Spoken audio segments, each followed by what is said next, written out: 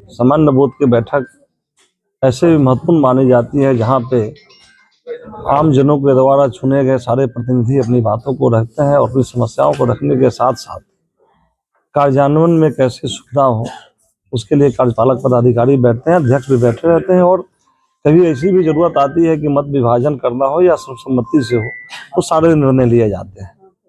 और मैं इस बार जो 18वीं बिहार विधानसभा का गठन हुआ है उसकी पहली बैठक हमारे यहाँ नगर परिषद की हुई है, इसलिए मैं विशेष रूप से नगर परिषद अध्यक्ष, कार्यपालक पदाधिकारी और तमाम सदस्यों को धन्यवाद देना चाहता हूँ कि बड़ी शांतिपूर्ण ढंग से बैठक हुई। बैठक में बहुत सारे महत्वपूर्ण निर्णय लिए गए, बहुत सारे सुझाव दिए गए। और सबसे बड़े सुझाव में एक बड़ा सुझाव आया कि साहेबगंज बाजार को कैसे सुंदर बनाया जाए, कैसे इसको अतिक्रमण मुक्त कराया जाए।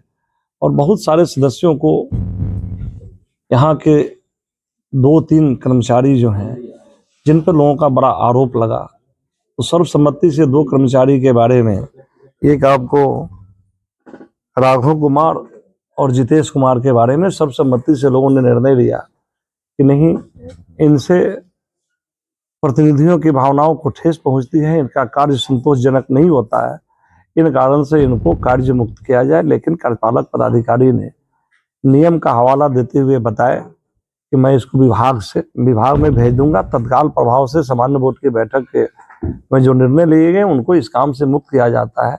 लेकिन जो निर्णय विभाग का आएगा, विभाग के निर्णय के बाद ही निर्णय ले पाएंगे।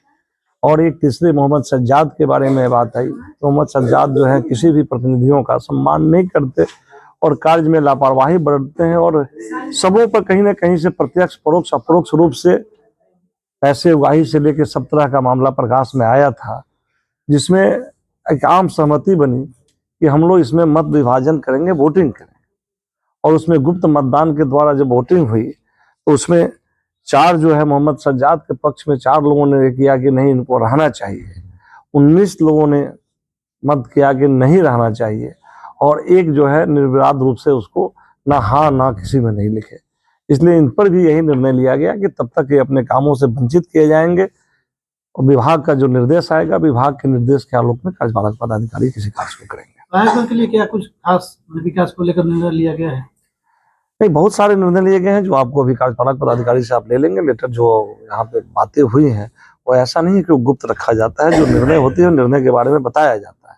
तो जो बोर्ड में लिए गए हैं उन सब चीजों के बारे में आपको बता दिया गया। एक अहम सवाल है सर कि साहेबगंज नगर परिषद के इंद्रदेव चौक के समीप जो है कि सड़क की समस्या है, जल जमाव से लोग काफी परेशान रहते हैं, उसके निर्माण के लिए भी कुछ पहल करने की कुछ ऐसी चर्चा? देखिए, वो रोड जो आती है वो नगर परिषद के अंदर नहीं आती है, RWD के अंदर आती है।